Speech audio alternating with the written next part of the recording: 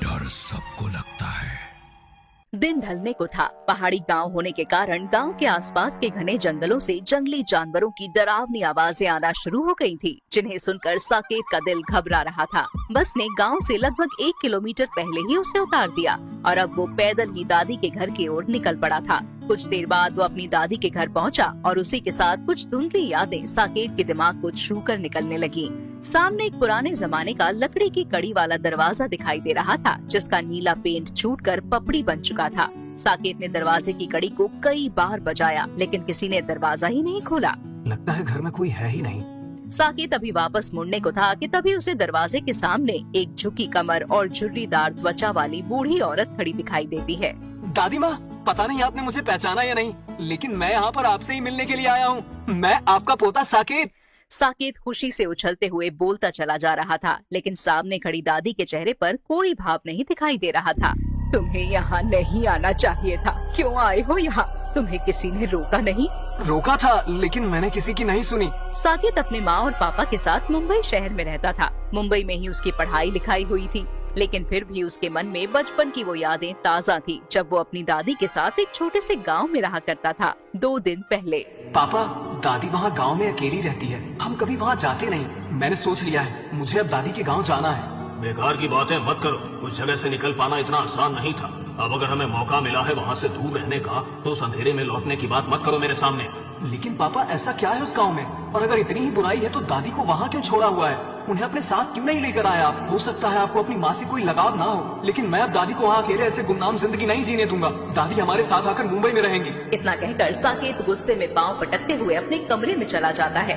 अगले दिन सुबह जब साकेत की माँ उसके कमरे का दरवाजा खटखटाती है, तो देखती है कि वो अपने कमरे में नहीं है। बस टेबल पर साकेत की हैंडराइटिंग में लिखी हुई एक चिट्ठी उसे पड़ी नजर आती है। मम्मी, पापा, आप लोगों को मेरी ज्यादा चिंता करने की जरूरत नहीं है। मैं कोई छोटा बच्चा नहीं रहा हूँ और घर छोड़कर कहीं भाग भी नहीं रहा हूँ। बस दादी के पास जा रहा हूँ। कुछ दिन उनके साथ बिताऊंगा और कोशिश करूंगा कि वो मेरे साथ शहर लौट आएं।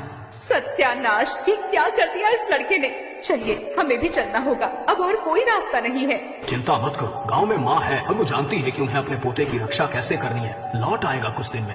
आज के दिन। अब तुम आ ही गए हो तो ठीक है। भीतर वाला कमरा तुम्हारे लिए खोल दिया है। कमरे में चारपाई है, घड़े में पानी भी रख दिया है। खाना खा लो, उसके बाद अपने कमरे में आराम करो। ठीक है दादी। और हाँ, भूल से भी रात के समय घर से बाहर मत निकलना। खिड़की खोलकर बाहर झांकने की कोशिश भी मत करना, समझ गए?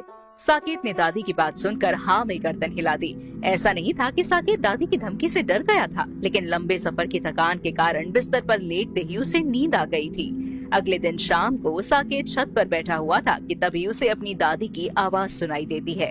अरे छोरा, छत पर क्या कर रहा है तू? आज अमावस्या का दिन है। भूल से भी दिन छिपने के बाद घर से पाँव बाहर मत निकालना। दादी की बात सुनकर साकेत छत से नीचे आ जाता है। ये क्या चल रहा है? कल भी उन्होंने मुझसे कहा रात के समय घर से बाहर मत निकलना, और आज फिर से वही अमावस्या की बात कर रही हैं। साकेत अपने कमरे में बैठा हुआ था, तभी उसकी नजर अपनी दादी पर पड़ती। वो जमीन में बैठ नींबू और मिर्ची धागे में पिरोकर तैयार कर रही थी। पास ही में कुछ सुइयां और एक कटोरी में लाल रंग भी रखा हुआ था। दादी आंख बंद करके कुछ मंत्र पढ़ रही थी। मंत्र पढ़ने के बाद उन्होंने नींबू को लाल रंग से रंग दिया। इसके बाद उन्होंने एक एक करके नींबू के अंदर सुइयां चुभोई और फिर घर के दरवाजे और खिड़कियों पर उस नींबू मिर्ची को ले जाकर लटका दिया। दादी, ये सब क्या कर रही हो आप? ऐसे घर के बाहर नींबू मिर्ची क्यों लटका रही हो? बेटा, मैंने कहा ना, आज अमावस्या की रात है। आज की रात वो जरूर लौटेगी। अमावस्या की रात हमारे गांव पर बहुत भारी रहती है। जिस भी घर के दरवाजे पर उसे ये नींबू मिर्ची लटका हुआ नहीं मिला, उस घर के अंदर वो प्रवेश कर जाएगी। दादी की बात सुनकर साकेत की हंसी छूट जाती है। अरे दादी, कौन कौन आपके घर में प्रवेश कर जाएगा? ये कैसी बातें कर रही हो आप?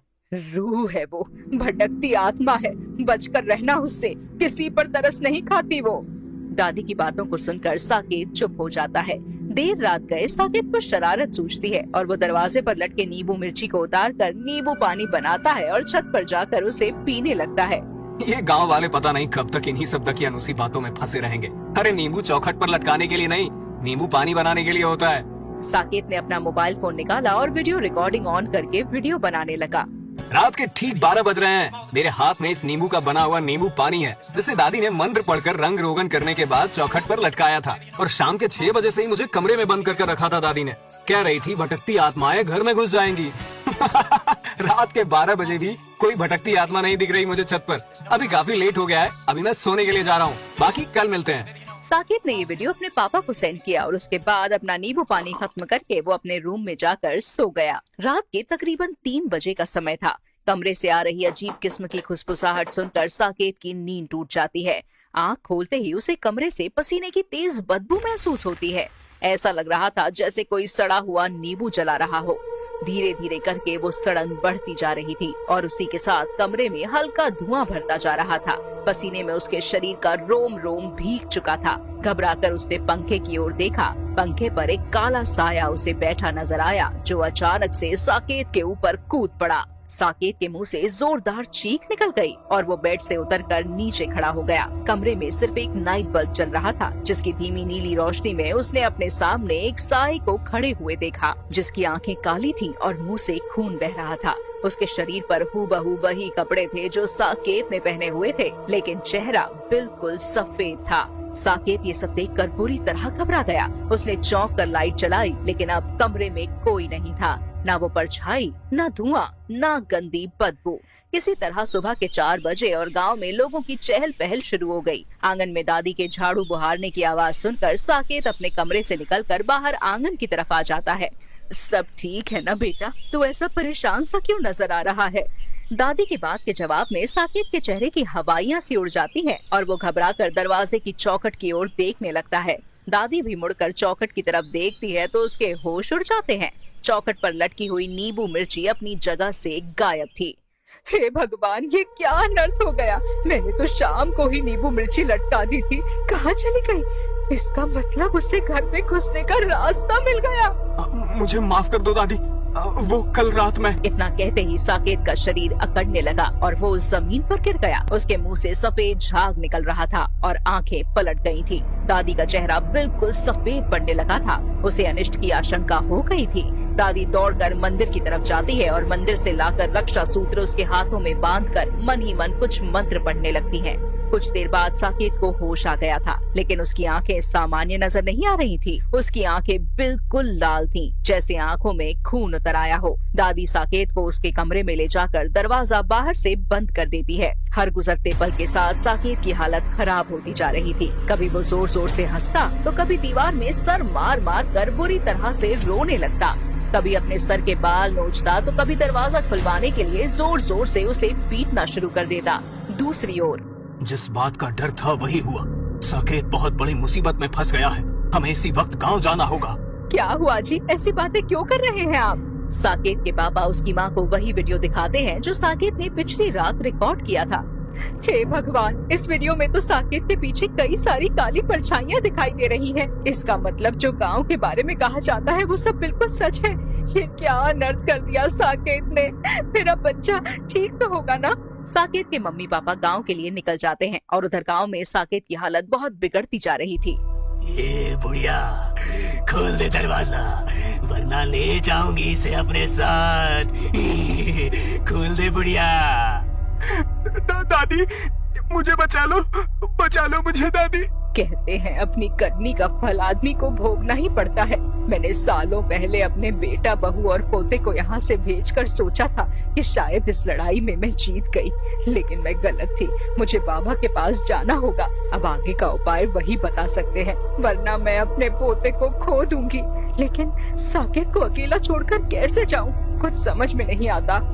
तभी दादी को अपने दरवाजे के बाहर एक गाड़ी के रुकने की आवाज आती है और साकेत के माँ पापा गाड़ी से निकलकर घर के अंदर आते हैं।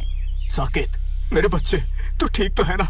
पापा, अच्छा हुआ आप आ गए। देखो ना, दादी ने मुझे इस कमरे में बंद करके रखा है। मुझे बहुत भूख लग रही है। पापा, प्लीज दरवाजा खोल दो। ये क्या किया है माँ आपने? उसे कमरे में बंद करके क्यों रखा है? अच्छा हुआ मैं आ गया, वरना पता नहीं आप क्या करती मेरे बेटे के साथ। बावला मत हो, तेरे बेटे की भलाई के लिए ही उसे वहाँ बंद करके रखा है। ये सब चाल है उसकी, दूर रहे। अरे बिल्कुल ठीक तो है मेरा बेटा, बेचारा रो रहा है, तड़प रहा है और आपने उसे वहाँ अंधेरे में बंद करके रखा है। मैं कहती हूँ निकालिए मेरे बेटे को बाहर, वरना मुझसे बुरा कोई नहीं होगा। रुक जाओ, अभी सब समझ जाओगे। नहीं खोलूंगी, ऐसे ही कैद करके रखूंगी तुझे। कितनी देर कैद रखेगी मुझे? बस कुछ घंटे। आज रात को ले जाऊंगी अपने साथ। समझ गए तुम दोनों, अभी तुम यहीं रुको। चाहे वो कितनी भी कोशिश करे, दरवाजा मत खोलना। मैं तांत्रिक बाबा के पास जाकर कुछ उपाय पूछ कर आती हूँ। दादी तांत्रिक के यहाँ जाकर उसे सारी बातें बताती है। वो ऐसे नहीं लौटेगी, उसे एक बलि चाहिए। बलि लिए बिना वो तेरे पोते के शरीर को नहीं छोड़ेगी। दादी तांत्रिक को अपने घर ले आई। दिन ढलने लगा था। साकेत पर उस आत्मा की ताकत भी बढ़ती जा रही थी। दादी दरवाजा खोलती है और उसी के साथ बाबा साकेत के पिता और माँ मिलकर उसे एक कुर्सी से बांध देते हैं। बाबा ने हवन शुरू कर दिया था। पूरी रात बाबा तंत्र बल से हवन कुंड में नींबू, मिर्ची और नारियल की आहुति देकर मंत्र पढ़ते रहते हैं। हर आहुति के साथ साकेत जोर जोर से चिल्ला रहा था। उसकी बिगड़ती हालत देखकर उसकी माँ और पापा के हाथ पांव फूल रहे थे। सुबह की पहली किरण पड़ते ही बाबा ने अपना अंतिम मंत्र पढ़ा और उसी के साथ साकेत और उसकी दादी दोनों बेहोश होकर जमीन पर गिर पड़े। साकेत के माँ और पिता ये देखकर घबरा जाते हैं और पानी के छींटे मारकर दोनों को होश में लाने की कोशिश करते हैं। कुछ देर बाद साकेत होश में आ चुका था, लेकिन दादी, उन्होंने उस रात खुद की बलि देकर अपने पोते की जान बचा ली थी। दादी फिर कभी लौटकर नहीं आई। ये सारा खेल 25 साल पहले साकेत के दादाजी के साथ शुरू हुआ था। साकेत के दादाजी को तंत्र मंत्र की सिद्धियां पाने की धुन सवार थी। अपनी इसी जिद में उन्होंने सिद्धियां पाने के लिए 5 अमावस्या को लगातार कुंवारी लड़कियों की बलि दी थी। कहते हैं इंसान को अपने कर्मों का फल भोगना ही पड़ता है। अमावस्या के दिन उन 5 लड़कियों की मौत हुई थी। इसीलिए हर अमावस्या को इस परिवार के सदस्य की बलि लेने के लिए वो आत्मा लौटती है। ऐसी ही एक अमावस्या को साकेत के दादाजी की मौत हुई थी। उन प्रेत आत्माओं से बचने के लिए पिछले 25 सालों से दादी दरवाजे पर नींबू मिर्ची लटका रही थी। अपने बेटे और उसके परिवार को इन सब से बचाने के लिए दादी ने सालों पहले उन्हें शहर में रहने के लिए भेज दिया था और वादा लिया था कि वो फिर कभी इस गांव में लौट कर नहीं आएंगे। लेकिन नियति को शायद कुछ और मंजूर था। अपने परिवार को हर मुसीबत से बचाने का वादा दादी ने पूरा कर दिया था। लेकिन दादी की मौत इतना जरूर सिखा गई थी कि इंसानों की दुनिया के पार एक और दुनिया है, जिससे उलझना इंसान के लिए हमेशा घातक ही होता है।